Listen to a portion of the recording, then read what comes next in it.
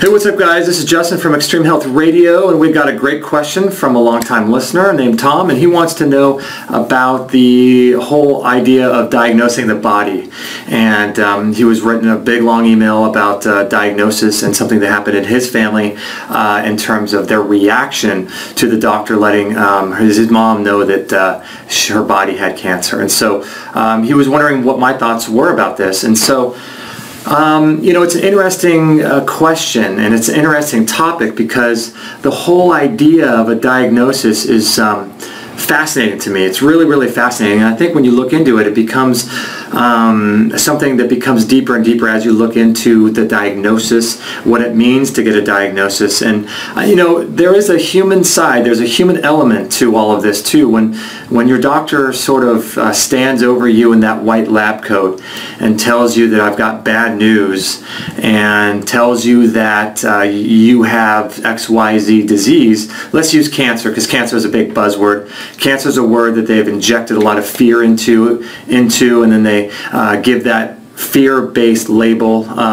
They apply it to you like a sticker on your body, and they say, boom, this is you. You have cancer now. And so I will say, just from a purely human perspective and purely just normal level, I can imagine it's incredibly burdensome and devastating to get that diagnosis, right, of a disease. And so what I will say though is that diagnosis is very complex, because if you think about a drug test, I'm sorry, not a drug test, but a blood test or a diagnosis only represents what they're able to find in your body at a particular moment in time. So just because, first I want to say that there's a discrepancy and there should be a distinction made between you having, let's say in this case, cancer, and your body having cancer. There should be a big difference between that. None of us have cancer. None of us will ever have cancer because we are soul, we're spirit, right? We're eternal beings. We live in an unlimited state, and none of these things, cancer is not even involved.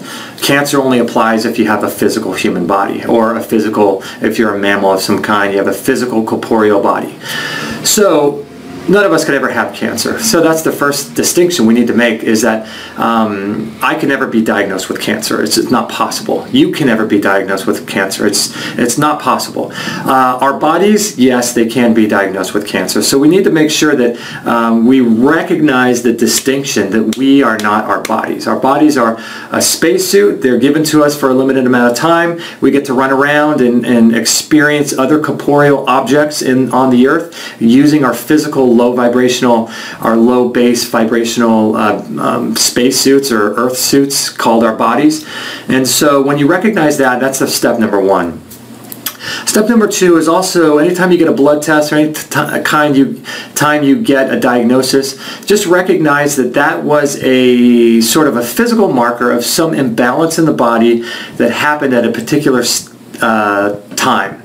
Right? So if the doctor says you have Crohn's disease or you have a tumor or whatever, that just means that at the time that they did the test, this is what your body had in it.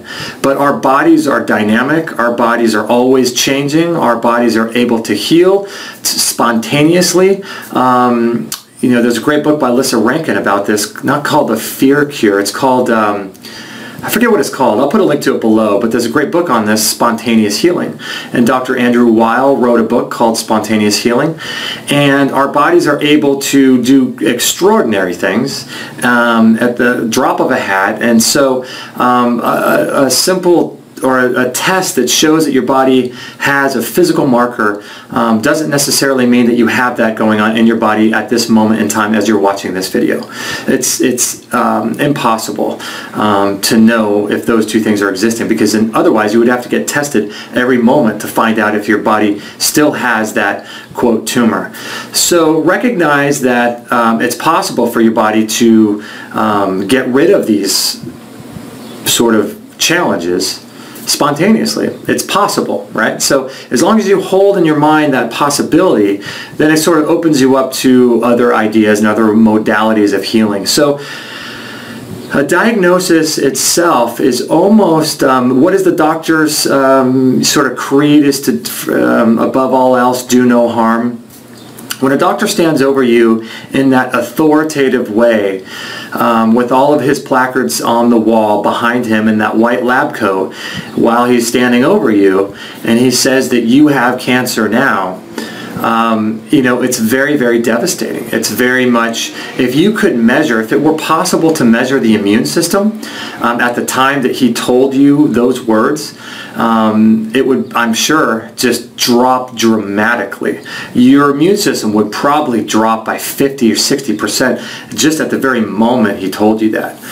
It's because we place our power and we place our desire to look into authority figures and to trust them on everything. We do all these things, and then when they tell us these disparaging, devastating words, then our heart sinks. We get that feeling in the pit of your stomach, right? When he tells us something that's devastating. And so I contend, it's my contention, that when the doctor gives you a diagnosis, there's two things going on. There's possibly something going on in your body at the moment that he tells you that, right? There's also a second thing going on that's almost more devastating and more detrimental to your immune system than the actual physical challenge that your body is having to deal with. And that's a secondary virus that the doctor now gives to you, almost as a gift. Right? He almost sort of hands this sort of burden to you as a gift and says to you, okay, now this is yours. You must own this, and you must describe yourself as having this, and now you are a cancer victim. And, you know, a lot of people with different diseases will apply, you know, they'll say, like, for example, with rheumatoid arthritis, they might say, oh, you know, my RA, or my cancer, or my tumor, right? These are all ways of applying something that's outside of ourselves to our body as if we are the same thing. So never refer to your tumor, if you have a tumor, as your tumor, because it's not your tumor. It was given to you as a gift. It was given to your body as a gift. And it's not your tumor. It's not your diagnosis. It has nothing to do with you. It's somehow attached to your body, maybe, and it is there to teach you something. To teach you something significant and teach you something powerful, and it's an opportunity for growth. It's an opportunity to use the growing process of that diagnosis as a way to change and grow and evolve and eventually help other people do the same thing. So just because you've been diagnosed doesn't mean it's a death sentence. It doesn't mean that there's nothing you can do about it in the alternative world. It doesn't mean any of those things. It's just simply a lesson that's there that can be used as a way of growing on a spiritual, a physical, and an emotional level. And when a doctor who we put all of our trust and our hope in tells us that we have cancer, then there's a secondary virus.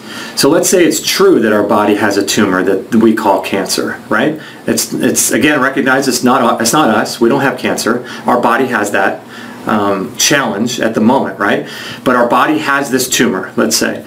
That is something that's a physical thing that we'll have to work on a physical, spiritual, and emotional level in order to overcome, right? But the secondary virus, which is more powerful, more dangerous, and more detrimental, and more devastating to the body, which is the diagnosis itself, that is something that is non-physical. That's just a label that carries a vibrational frequency, usually low vibrational frequency that has a lot to do with fear, that gets put onto us from a doctor that we internalize as a secondary. It becomes a secondary virus, a secondary disease, a secondary traumatic ailment that now we must overcome. And so now you have two things that you must overcome: the actual physical tumor itself, along with the secondary virus or the secondary diagnosis, which is in orders of magnitude way more powerful, way more devastating than the actual tumor. tumor. So now it's up to us to sort of do the spiritual work, do the physical work, and start researching online and start researching different ways of overcoming both of those things. So don't own your diagnosis because it's not yours. Don't own your label. Don't own your disease. Don't own anything that doesn't serve you. So don't say my disease or my diagnosis or my tumor or my rheumatoid arthritis or my anything, because it's not yours. You can choose to do whatever you like with that, and I would invite you to change your mind about going to someone who's going to serve you. So find a doctor who you are very connected to, and a doctor who's going to support you in becoming healthier and a stronger version of yourself as much as possible. Someone who's optimistic, someone who has a lot of compassion, bedside manners, can support you on a lot of different levels. If your current medical doctor is not doing that, find a new medical doctor, or what I would suggest, what I would do, is find a naturopathic physician who understands the spiritual, the mental, the emotional levels of all of these, of the aspects of disease, and see if he can't support you in becoming healthier. As you become healthier, you're going to sort of slough off disease, and once you learn your lesson in all this, the disease will just simply go away. So that's my invitation to you, is to don't own your diagnosis. Just don't own it. It's not yours. It's there for a reason, as a gift, as a lesson for you to grow from. And yeah, start opening your mind to other alternative ways of healing. So anyway, if you're interested in this kind of information, we've got lots of great stuff on our website, extremehealthradio.com. We have, to date, over 380 shows on natural healing, alternative health, things like that. So I invite you to come over, check out our website. If you like what we've got going on, you can subscribe to our newsletter list. That way you never miss a show. You stay up to date with all of our recent articles, our recent blog posts, our recent radio shows, and all kinds of cool stuff. So you can do that, if you like, by texting the word "Get Healthy" to 33444. We'd love to have you aboard.